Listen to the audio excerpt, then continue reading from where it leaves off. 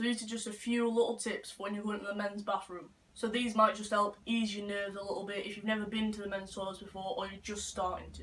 If you're self-conscious about other guys being in there while you're peeing or wondering why you're sitting down to pee, do the silent pee trick. Just sit more towards the edge of the toilet seat and pee quite slowly so that it goes down the side and doesn't make a noise when it's hitting the water. Or just try and hold it in until there's some noise that'll drown it out, like taps running or toilets flushing or the hand dryers. And again, if you feel weird about going into the toilets, into a stall, sitting down, peeing and then just leaving, as if someone would all of a sudden question you and be like, oh no, that's a girl. They wouldn't even think about it. You could just stay in there for a minute or two after you're done and probably just give them the impression that you're doing something more than just a pee, or at least you're trying to. Or, and this one's a little bit weird, you could just try to let out a little fart. Yeah, I know that can be a little bit weird and a bit embarrassing, but after all, if you're going into the stalls, most men will assume that you're going in there to do a number 2 anyway. So that kind of just affirms that idea.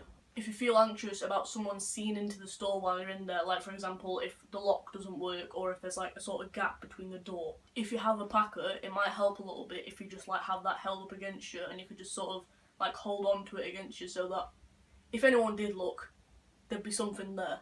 You know, not that anyone will be looking anyway, but just in case, it makes you feel a little bit better, a bit less anxious. If you're using an STP or stand to pee device, make sure that you practice loads at home before you use it in public. And it would be a really good idea to take at least spare underwear and if you can, a spare pair of trousers. Preferably ones that are the same as the ones you were wearing before so it doesn't look a bit weird that you just changed trousers in the toilet. That's just basically so that you know how to use it and you know that you're confident you won't leak. And just in case something does happen and you do have a bit of a leakage, you're covered.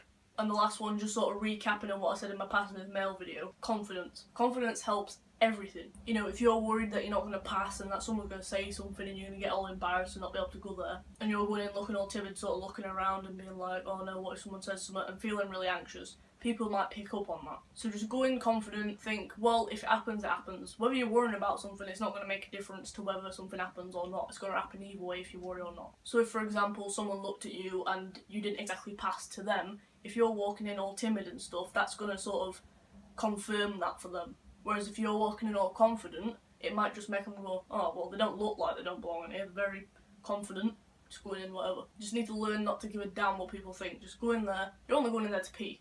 You're not hurting anybody. Do you know what I mean? Just go in, do your business, leave.